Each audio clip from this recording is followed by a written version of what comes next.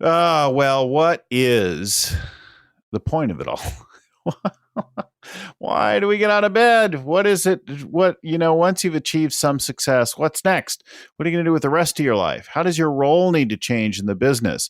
What does it look like at 90 for you, at 100? What do you plan to do? So today's show is all about that. The future, what's next, what comes beyond, and how does this scaling your business integrate with everything else in your life? Listen in for an interesting topic with one of our, the first coach in our world.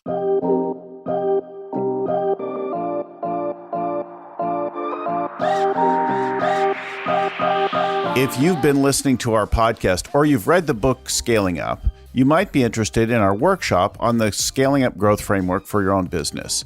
We have a workshop coming soon to San Francisco, and we have a few $100 discounts for our loyal podcast listeners while supplies last. Just go to scalingcoach.com/workshops and then enter the code SUP. That's SUP for Scaling Up Podcast when you register. We'll see you there. Hello and welcome again to the Scaling Up Business Podcast. I'm your host and scaling coach, Bill Gallagher. On the show with me today is the first coach in our world, John Anderson. So John became a coach way back in 99, just back when I was joining YEO, then YEO, today known as EO, 20 years ago. And he went through the old Birthing a Giants program, like so many of the coaches did, and worked with Verne and went on. And he's the founder of the Detroit chapter of EO. And he wrote this book, Replace Retirement. So he's a longtime coach in our world, and he wrote a book, Replace Retirement, Living Your Legacy in the Exponential Age. And I thought we'd talk about this notion, because whether you're a coach, whether you're a client in our world, or whether you're thinking about an exit, a lot of times as you hit this kind of point in life, you start to think about, well, what's the rest of my life all about after we've achieved some basic success? Do I want to golf with the rest of my life, or sail, or carve, or do whatever it is that you do? So welcome to the show, John. Thank you very much, Bill. Where are you today? I am in Grand Rapids, Michigan at my home, and I'm actually moving in 1 week to a new home. Oh, where are you moving to? Not far. It's about 12 miles away, but a really cool house my wife found. Same basic. I've been in the same house for 23 years now, 23, 24 years. And my kids moved out recently, and we looked around the house. We're like, wow, our house is really embarrassing. We really neglected it, but we don't want anyone over. So for the last year and a half, we've started to finally fix things up. And all the contractors come by and they're like, well, people don't usually do this till they're ready to sell. We're like, yeah, we wanted to actually live in a nice home. So we debated moving or fixing, and we've been fixing. So it feels Very good. Yeah. So before we get into, or maybe how we get to the core idea, tell us a little bit about this background in YEO and EO, and how you became a coach, and take us up to the book. All right. So out of college, I worked for IBM Corporation, which at the time was the most profitable company in the world. It was kind of like a Google. And I spoke to my father-in-law, who was a very successful entrepreneur. And I said, the guys I'm playing golf with don't seem any brighter than me, and they all own companies. And he said, well, you can do that too. And so he helped me in getting my first business, which was an office furniture dealership. And as a good leader, I started reading all the magazines at the time, and this is in the 90s. And so I was reading Inc. magazine, and I saw that caption with Henry Ford and Thomas Edison, and I just finished Napoleon Hill's book, Think and Grow Rich. And so that picture kind of grabbed me, and it said, The Birthing of Giants. And we invite 60 entrepreneurs from around the world to attend this program at MIT, sponsored by YEO, or the Young Entrepreneurs Organization, MIT Enterprise Forum, and Inc. magazine. I applied and I went, and I met Verne Harnish. This is in 1994. And I thought I'd met Obi-Wan Kenobi. I mean, This guy was cool. I needed to get to be a friend of his and follow his ways. And so he coached our company. We actually did a company cruise And my company was featured in his first book, The Rockefeller Habits.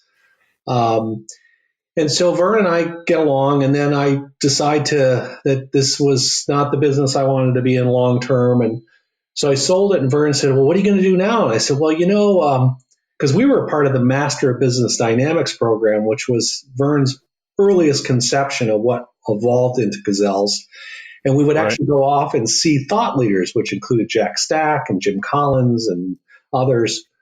And so I said to Vern, well, I think I'm going to do something with Jack Stack in The Great Game of Business. And he said, well, hold up. I've got an opportunity where you can be a coach for me. And we're going to take all this knowledge that we learned at Birth of the Giants on the road, and it's going to be awesome. And you're going to drive a BMW, and it's going to be incredible. You're going to drive a BMW. Yeah. And, Vern's a good pitch man.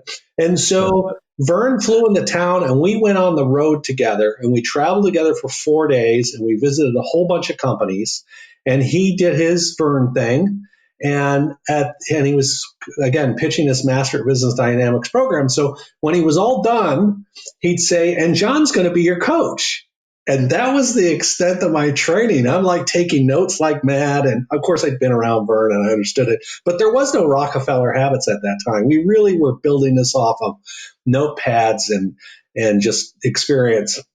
And so that's how the coaching thing started. And then, it evolved into Gazelles and so on. So I give Vern a lot of credit. And so I have been going to the programs like Scale Up in all their inceptions, when it used to be the Fortune conference. And again, back to the original days, we literally would fly out to Boulder and spend time with Jim Collins.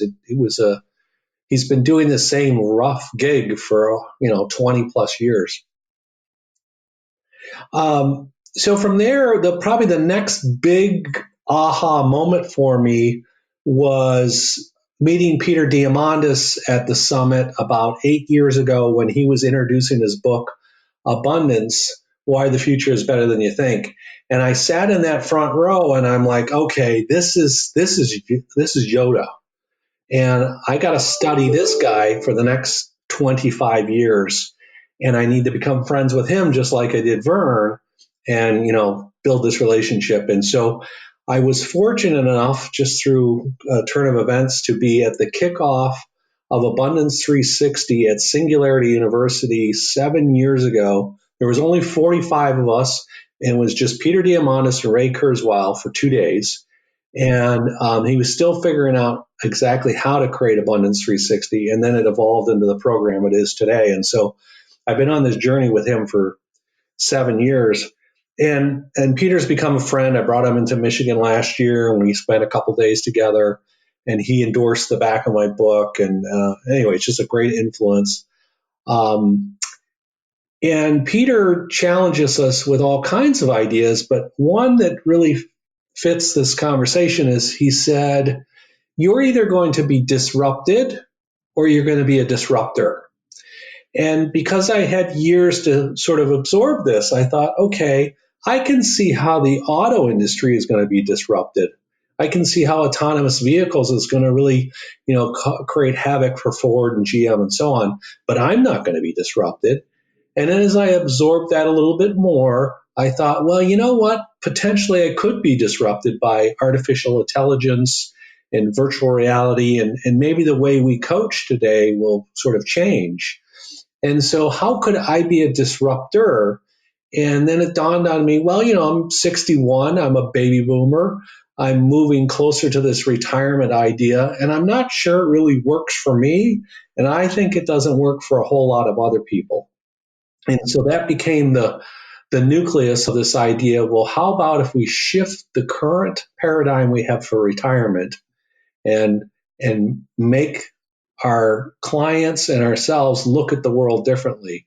And so Replace Retirement, Living Your Legacy in the Exponential Age was really a culmination of this idea of shifting the paradigm on retirement, because it's 10,000 people retiring every day, and utilizing the learnings from Peter Diamandis and this sort of exponential technology curve, and this idea of being intentional and purposeful about the legacy I'm creating each and every day. Because we are all creating our legacy, I just realized I could be proactive about it instead of it sort of just showing up after I pass. Quick story of this timeline of, beginning with Verne and then getting to the book. On that, though, to give Verne credit, I mean, I met Collins through this. I met Lencioni. I've become friends with Paul Akers. There's just a number of people that Verne's put in front of us over the years, and without him, I wouldn't do what I do today, and I wouldn't know the people I know today. And so I give Verne a lot of credit. He's hugely impacted all our lives. Mm-hmm. Yeah, for sure. So, talk to us a little, or actually, maybe give us the quick intro to the book topic. Then, what do you? Yep. What are we talking about? Well, there's kind of three parts I could take, and let's start with the replace retirement. So every day, another 10,000 people turn age 65, and this pace is going to continue for about 20 years. So we're going to end up in our lifetime where half the population is going to be over 50 and the other half is going to be under 50. And this concept of retirement, as we understand it today, probably is not sustainable, and perhaps I would argue is not even healthy. So that was the first thing, is that there is this demographic shift happening, which I'm part of, and maybe our current paradigm for retirement doesn't fit. And the part that we look at today, kind of out of the box, it's, well, you need to do retirement planning. And of course, there's a whole industry that helps us with that. And that is important. I'm not diminishing that. And then the second part is, well, I've worked really hard in the first half of my career, so now I want to spend some time in leisure. And you kind of joked about, golfing all the time. And that's really it, is it, will that leisure activity full time enhance the value of life and give me energy? Or in fact, could it end up being an energy drainer? And so with that idea that there's this shift in the demographics, that we're part of all that, and that maybe it's not sustainable or healthy, that was the first idea, the sort of, replacing retirement. The next part of this is a concept I call the legacy map, which I introduce in the book. And it's a tool that evolved out of my coaching. So I've never had, since I started coaching into this day, a contract with any client. Every agreement I have is a handshake agreement. And I also have this rare opportunity where I have clients. I have one client I've had for 16 years. My average client is about 8 years. So I don't have a lot of client turnover. And one of the things that happened as the downturn in 2008 is, because I had no agreements, it's like, oh my God, this is going to be a real easy line item on the budget. Why don't we just jettison John Anderson here as another way to cut our costs back? And so to preempt that, I went in and said, I'm going to create more value. And I said, how about if I cut my coaching fees in almost half, my daily rate, but I'll come in 12 times a year instead of, 5 times a year, and I'll be meeting with you every month. And so there was some interest. So I actually increased my income in the downturn, not decreased it. And because about half the clients jumped right on this. And then after, doing some monthly work and following our process, it still became kind of dry. So I created a tool called the Success Map, which is essentially taking all the content and ideas from the Rockefeller habits that we use in business and creating what Verne would essentially call a one-page personal plan. It's just there's more to it than that. And as I was working with my clients, and I'm aging and they're aging, they're saying, John, I'm not really interested in success anymore. I'm interested in my legacy. And that was the big light bulb on that, and saying, let's call it a legacy map. And so I shifted that sort of focus from one of accumulation to more of, what are you leaving behind, and what are you doing for your children, and what's that legacy you're leaving? So the legacy map is a tool, and we can get into more detail on that. And then the third sort of part is, I was intrigued with this idea of maybe creating a movement. So not just a tool for my clients, which it works for me, it works for them. So this, and I break that into kind of three parts, is that if I simply use this tool to enhance and increase the value of my life so that the second half of my life is better than the first, then I'm a winner. And then the next step is that my children would, because they'd say, hey, I watched my father and he was actually very actively engaged in challenging himself and growing himself and living a plan that he created for his life all the way to the end of his life, whenever that ends. And then if you take it one step further, back to our demographic shift, that perhaps this could be a tool or a movement for a whole part of our, 80 to 100 million, of a way to look at the second half of their life as the better half of their life and be proactive and intentional about that. And our MTP, which you're familiar with the term, our massively transformative purpose, is to replace in retirement with intentional living. So it's all about living intentionally and purposely every day of our lives. Yeah. So let's talk about some examples of it. You shared a few as we were getting ready for the show. You talked about Bernie, about Michael, about Dave, about Carol. Let's talk about some of these guys. Yeah, and I'll start right off the bat with an example that everybody knows, and then we'll get into these personal ones, is Paul McCartney. I mean, this really brings it home. Paul McCartney had a pretty good career. His first half, he was a Beatle. I mean, you don't do much better than that. That's not just a home run, that's a grand slam. And he's worth about $1.3 billion. So if anybody has earned the right to retire in the traditional sense, he has the financial wherewithal. He could be on a yacht on his own island, for that matter, in the Caribbean and enjoying life and drinking margaritas. And yet he doesn't. He continues to perform. And my sister saw him last fall in Montreal, and she said, John, he played for 3 hours nonstop. He didn't take a break. She said, I didn't even see him sip his water. And it was the best concert I ever saw. And clearly this guy is not doing it for the money. And so Paul represents what I would say is an ideal for all of us, is that he's found a way to continue contributing to the world, because the world's interested in what he's doing, in his own unique way, on his terms, in the locations he wants. And he's just on, it's better than ever. And so that's kind of the visual I put, is that what is my unique contribution? How can I have an experience like Paul, where my life didn't start to degrade? It actually went up 10 times. And he really is living that kind of 10x life. So that's the first example. The one that, part of what was seeding me for this as I was growing up was my first business partner, where I worked with Verne Harnish in our company, which is Gorman's Business Interiors. And his name was Bernie Murray, and we talked about him. And Bernie, at the time, was very attractive. When he approached me, he said, because I was looking at businesses, and I was actually looking at car dealerships, because I'm in the Motor City #1, and I'm just a big car nut. And so we met with a representative from General Motors, my father-in-law and I, and of course he's got a great reputation. And I go, oh, great, here comes a well-capitalized family. And they're kind of like, well, who's going to run this thing? And my father-in-law looked at me and he said, well, my son-in-law is.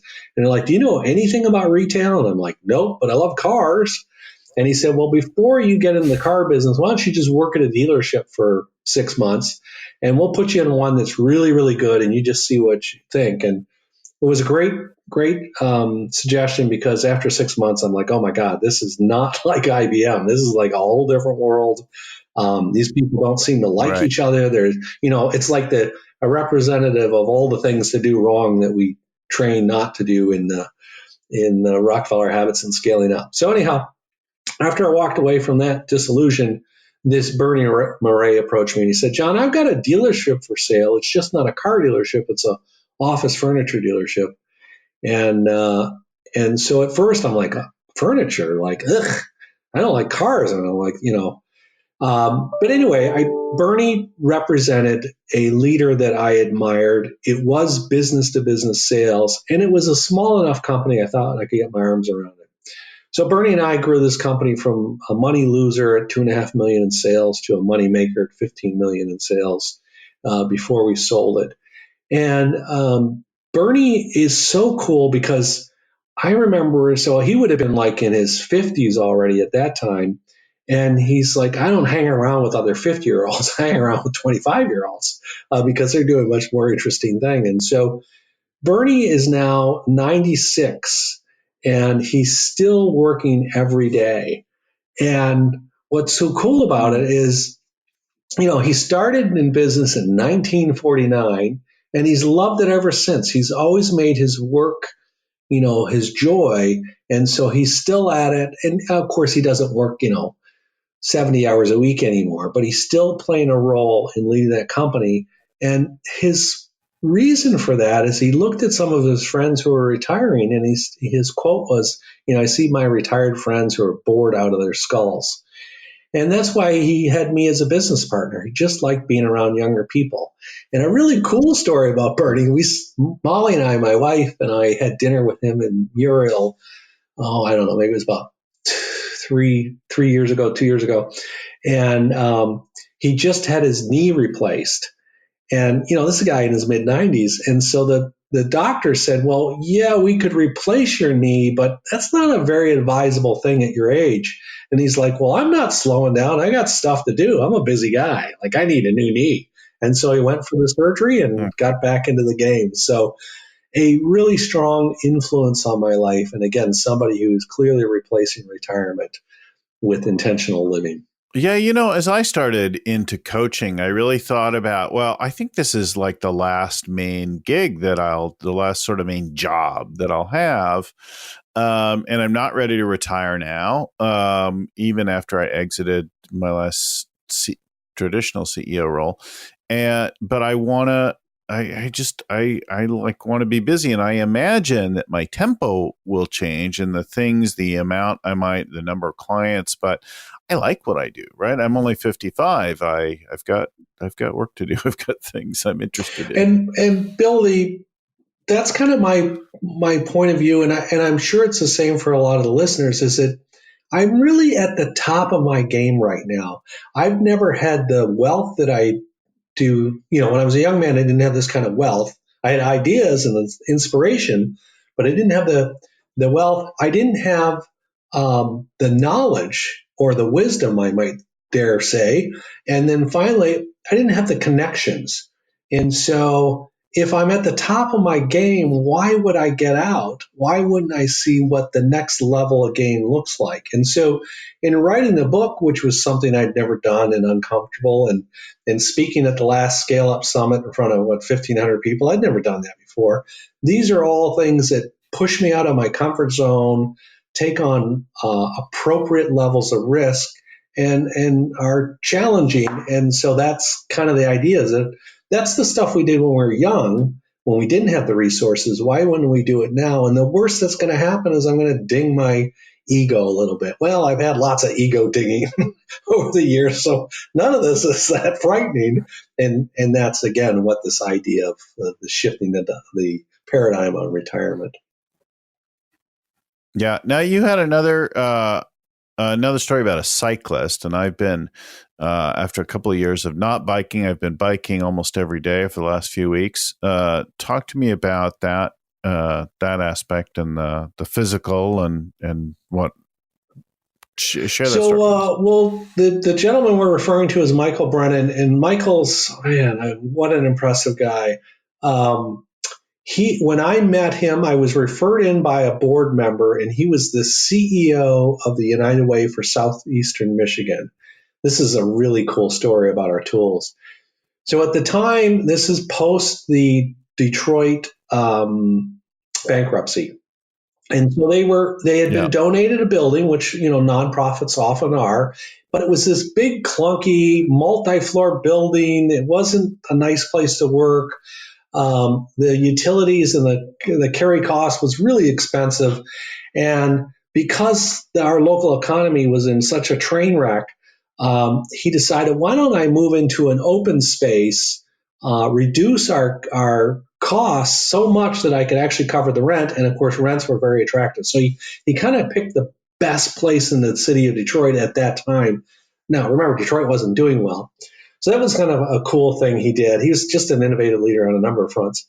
And the space was really cool because it was an old bank building that they were starting to like tear apart. And he said, stop. And so there's this old facades and the really cool architecture you had in the bank building, half broken out, and then all this new modern open environment stuff concurrently together. So it kind of represented the old United Way shifting in the new United Way in a physical environment. That's pretty cool. The second thing he did that's really impressive is he came up with this BHAG. Now, listen to this. This is this is when we were in the depths of our mess in Detroit. He said, we are going to their big, hairy, audacious goal was to make Greater Detroit one of the top 5 places to live and work in America by 2030. And that's just, we were at the bottom of the heap. And by the way, a lot of the executives on his team could not get their heads around it. They just couldn't see it happening. But Mike could. So after transitioning in this new space and then opening the environment, he put up scorecards, and he had a graphic artist come in and make the BHAG, and he had the core values on the wall, and he had everything done, but really cool graphics. So it was kind of visually stimulating. So a side story on that, on his board was Christine Ford, Bill Ford Jr.'s wife. And she says, Bill, you got to come in and see this. This is just amazing. And he's like, I don't want to. And she's like, no, come on, you got to do this. And so as a dutiful husband, he goes in and he goes on the tour and he walks around and he sees their metrics on the wall. He sees their top 3, key initiatives for the year, their big goals. He sees the BHAG. He sees all these measurements. And he sits down with Mike and he says, I got to be honest with you. Before I walked in here, I know that we're a big donor to United Way, but I was afraid it wasn't really making an impact. But now that I see your BHAG and what you're doing here, I'm all in. How can we help you more? So Mike was this amazing visionary leader. So take this story a little further. So he's working away United Way. And by the way, they probably would have let him run United Way worldwide. He was on a classic career path because he'd really been there his whole life in various different United Ways, kind of growing his career. But he went off. His board really respected him because of the work he'd done. He'd raised over $700 million and provided this transformation and launched this 211 service hotline. And just, he was a great CEO. He is a great CEO. So he asked his board if he could go off to Stanford for their business design school and learn about applied design thinking. And so he goes there and he comes back, and he was gone for quite a while. And he starts to implement that in the organization. But that was even harder. If what we talked about in this first transformation was tough, the design thinking was really difficult for people to get their arms around. So he stepped away from his job, which was, it was really well paid. And he founded a group called Sevilla, a nonprofit in Detroit. And they're doing some just amazing work. So, this is the example of what a legacy map can do when you map out your future and talk about your legacy. And so one of his goals, his personal goals, is to, at age 100, to lead the parade up in Arbor, Michigan. It's this beautiful community we have in northern Michigan on the Great Lakes. At 100 years old, he's riding his bike, leading that parade. So that's his big goal. And that's an example of what we do with this tool, the legacy map. So one of my goals is at age 90 to be skiing on a black diamond run in Aspen, Colorado with my children and grandchildren. Just like all goals. That's yours. And Michael's is biking at the front of the parade at age 100. And so that's one of the things that the legacy map does. It really looks at the end of your life and saying, okay, if you're going to finish well, what does that look like? And what would that feel like? And what would you be doing?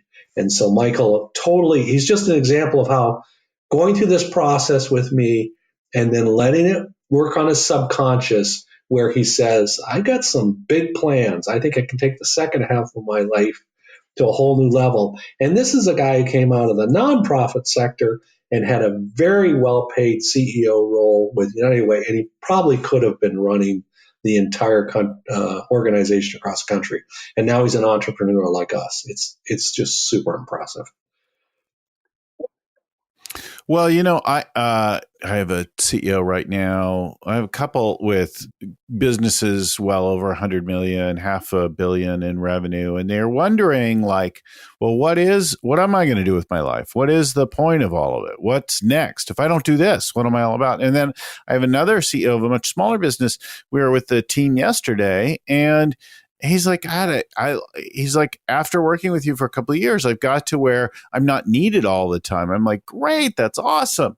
He's like, yeah, but I feel guilty. I'm like, not sure what I'm supposed to be doing. I'm like, well, it's time to redesign your life and your role, because your identity has been so caught up in holding this damn thing together and pushing it. And now things are finally working. You've got the right team in place. We're starting to tune up the practices.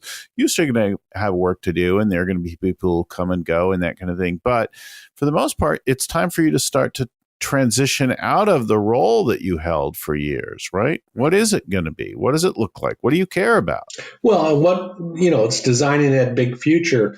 I touched on the legacy map, so let me just take a minute, and because we talked about Mike Brennan using this tool and myself, it's basically, again, it's right out of our textbooks, but it's 6 priorities, and spirituality, health, relationships, career or vocation, whatever you want to call it, or it could be community service, and then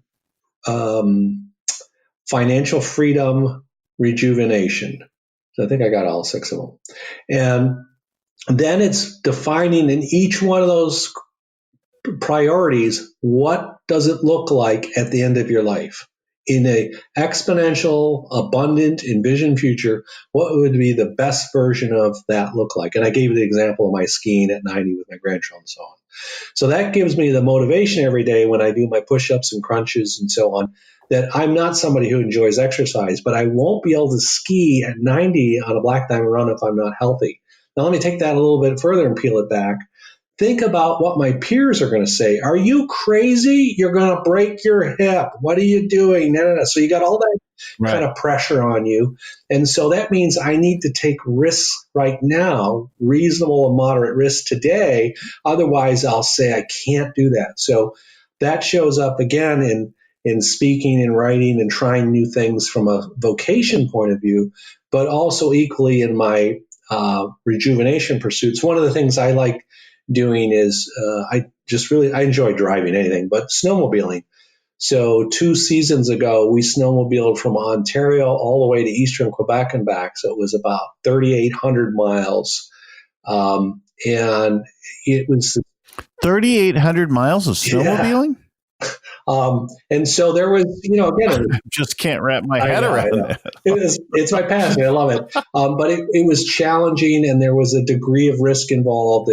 And so it was a passion I pursue in mine. But again, if only for my children, I want them to see that their father is purposeful, intentional, and he's always, out there pursuing his passions with a zest, whatever those passions are. And that's kind of this movement idea, is that if we don't roll, there's that quote, who you are speaks so loudly about you, I can't hear what you're saying.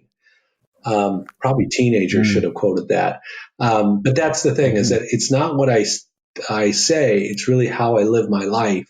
And again, Bernie Murray set kind of the example of it, but Michael Brennan's doing the same thing. It's how we're showing up in the world that's going to make the biggest impact on the generations that come after us. And just a little dovetail on that, I'm a boomer, so my father served in World War II, and that whole generation, the greatest generation. I mean, the fact of the matter is they preserved democracy and created the benefits that we all enjoy today. I mean, this is the least we can do to sort of pay that back, which is that we're going to continue to contribute and create value in our own unique way, however that shows up. But it's not just, to your point earlier, hours and hours on the golf course. And by the way, that's, snowmobiling is like golf, right? It's something I enjoy, but I certainly wouldn't want to do that 12 months a year, 30 days a month. It would get old real quick. Well, there's something there, though, about reconciling your passion and your purpose, right? That gives you a life that's fully in the zone, where you feel like you're just flowing. And so I used to do a lot of flying. I don't fly too much anymore. Every now and then I do, but I flew a fun airplane recently. But I used to do a lot of flying. It was my hobby, and it was a way to get out of the office and like get away from things and just have some me time. And I'd go up and I'd fly a variety of different airplanes, but it always occurred for me like a selfish, indulgent activity that I did for myself, but I didn't feel good about it. Right. It's expensive. It takes time like that, but I'm just going to do it for me anyway. And I didn't have really good explanation, but I love it. Right. And I like sailing in the same way. And I like cycling. There's a lot of different things I like for similar reasons, and they take various amounts of time and money and like that. Self-indulgent things I like, right? And then there was my purpose, which around about 2002 that crystallized for me in a similar exercise where I was considering the end of my life and what did I want and what did it look like. And I realized through all of it, what I want people to say that legacy is that he really was a contribution. He made a difference, and making a difference became the purpose of my life. And although I say it sometimes different ways, that is the core of it. And then I integrated the two things really on a challenge from another coach.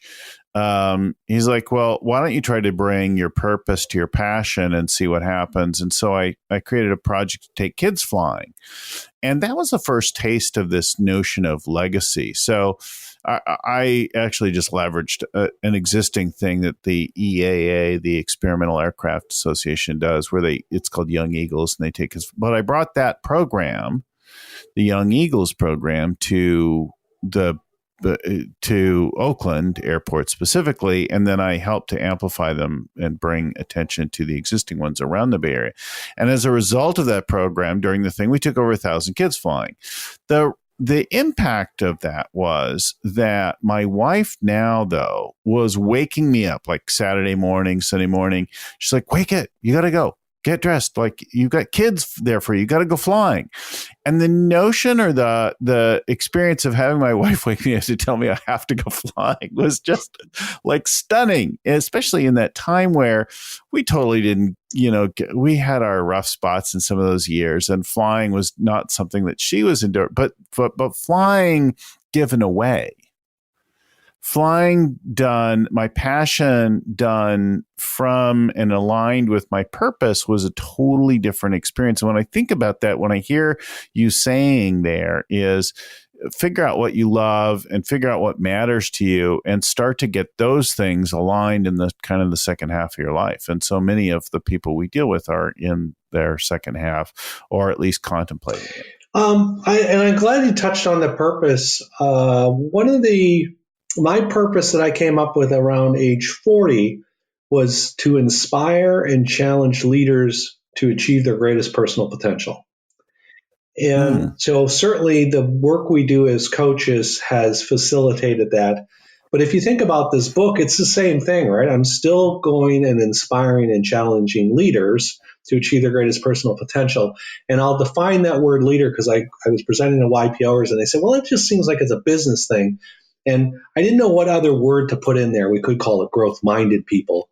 But essentially, I see leaders as people that are at point A and they want to go to point B and they're willing to do all the hard climbing in between. So it's not a title or a position. It's a behavioral attitude. So again, you can almost insert growth-minded. So one of the things in this legacy map tool, once you get it mapped out, all the goals and where you're going, then there's something I call the character compass. And in that, we define what are the core values for your family, right? So we have core values for the business, right. Core values for family. What are your principles? And principles is really, Patrick Lencioni said there's core values, there's aspirational values, and there's permission to play values. And so I use Covey's term principles as kind of those aspirational. So I have about 10 of those because I keep core values to 3. And And in that case, I have things like perseverance, which is something my father did pass on to me, but I also have patience, which is something he did not pass on to me. My father was a guy that went berserk on things. And so I'm aspiring over the 10 years to keep working on this patience piece because I know that I'm a better human being when I'm patient and perseverant and so on. So that's a part of that character compass is purpose, principles, core values, and finally what I call high payoff activities, which is when you don't get your to-do list done at the end of the week, were these things that drive energy for you personally or professionally, so you can still say, you know what, I was tracking, my ship isn't off course, I'm still headed in the right direction because I made time for those things. So that's what the tool's intended to do. One other piece on it, it does, I learned this from Sullivan, is it does have this lifetime goal, lifetime age. So in my case, it's 103. So what's it look like to live healthy and fully alive all the way to 103? And so those are specific goals, and we talked about the skiing and so on. And then from Ari Weinswig, who's another endorser of the book, Ari taught me the idea of visioning. And so I have a 10-year vision. It's about 4 Word document pages, so a couple thousand words, and it's a description 10 years out.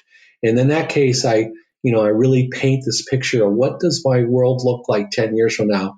And so that's where the book idea, all that stuff first went into a vision before it became reality. And then I even had a graphic artist paint all this for me, like he drew it. But he drew this sort of picture, again, of sort of my journey. So I can look at the picture every day in my office.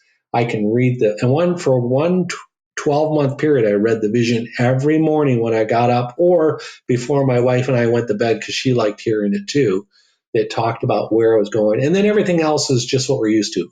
1-year goals, quarterly targets, 30-day focus plan, weekly measure, and then daily, I call it daily alignment, but those are just the habits. And who's that guy? He's so good. Just James Clear. James Clear wrote the book Atomic Habits last year, and I think he really nails this habit thing better than I do. I talk about it in my book, but James is he's got it nailed on. And so all that comes from my 2 sort of takeaways that I ask everybody, if you remember nothing else, there's 2 commitments. Commitment number 1 is to wake up inspired each and every morning. That's what you were talking about with your purpose and aligning it to both professional and personal activities. We want to wake up inspired because that's what life's all about. And commitment number 2 is to manage your energy. It used to be, I used to do a wheel, like kind of the balance wheel idea. And then I realized it's not the wheel. I'll give Verne credit for this too. It was Jay Harmon who wrote the Sharks paintbrush, and he talked to us about biomimicry, which is the study of nature. Yeah. And I contemplated that in my morning journaling and reading. And I'm like, oh, it's not balance. There's not balance in nature. It's energy. It's all about energy management. And so as we get older, our energy starts to wane. So are the relationships, the spiritual work, the health activities, the vocation, the financial freedom, the rejuvenation, are these things giving me energy or taking energy away? And because I'm 61, so I basically get 4 more decades. Every decade I can work on another transformational portion of my life that is energy giving. So I'm moving up and not down. So. I love that that thought about what you're giving your energy to, and waking up inspired each and every day. And definitely, there's days that we wake up with setbacks and things like that, where we're not inspired, things that we dread.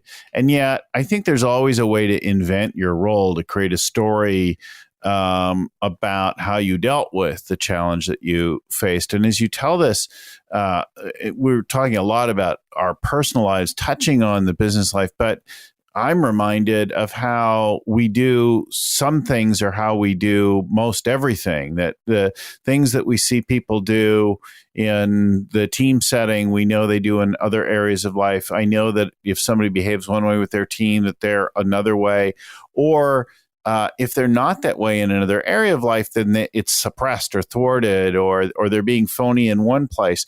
That we bring ourself, the same self, to all different places, and we act in a lot of the same ways. And if we're not acting with full power, that there's something else going on that we have to deal with, and that's where that power and inspiration comes from. Yeah, absolutely. And you talked about it's this alignment piece. Two things is that because I've been coaching for 20 years, and you got to stand in front of the audience and say the same, stuff over and over. It was early on because Verne didn't have the Gazelles program wasn't built out like it is today. It was really kind of on your own to some degree for a while.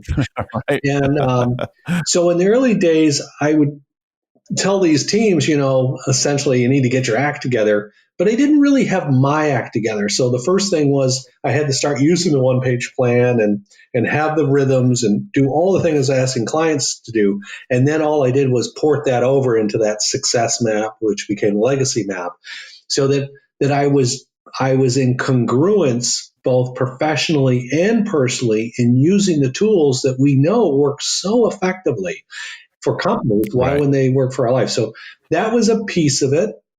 And so now I feel much more confident and congruent with my clients. And then to your point is that the CEO was the next thing, is that once we give them those basic foundations and they understand the sort of blocking and tackling, and then it's like, okay, the bottleneck is you, Mr. CEO, just like the bottleneck for that company is me. And maybe that's why clients keep me around for 16 years, is that because I'm in a continuous state of growth, it keeps that vacuum kind of moving up. And so I asked my CEOs to do the same thing, because I said, you can't become the stall point for your company. You need to keep growing yourself, however you choose to do it. It's your design, it's your map. But that was essentially it. And that's even, the exponential piece is that if we're going in this exponential age, and Diamandis and others and Kotler, they're talking about this, then how do I apply that to myself? Because I'm a leader and I want to be out front and experimenting with this. And that was in writing the book, it basically came down to this. I said, well, if no one ever reads it, at least my grandchildren will read it, because my grandfather wrote a book and I love reading his book because I see myself in it. So that was like the worst case scenario, is that I write a book, no one reads it, but my grandchildren read it. And they're like, that's kind of cool. I never really knew my grandfather because he passed away or I didn't spend enough time or whatever. But now I get to kind of read about it. But perhaps, it might play on a bigger audience. And so that was sort of the nucleus for doing this, both from a business development piece and then from an individual development piece. Yeah. Well, the book is Replace Retirement, Living Your Legacy in the Exponential Age. You can find it on Amazon and on the website, replaceretirement.com. So John Anderson, Replace Retirement, replaceretirement.com is where to go find more of John's info. Of course, this, I believe, is our 160th episode.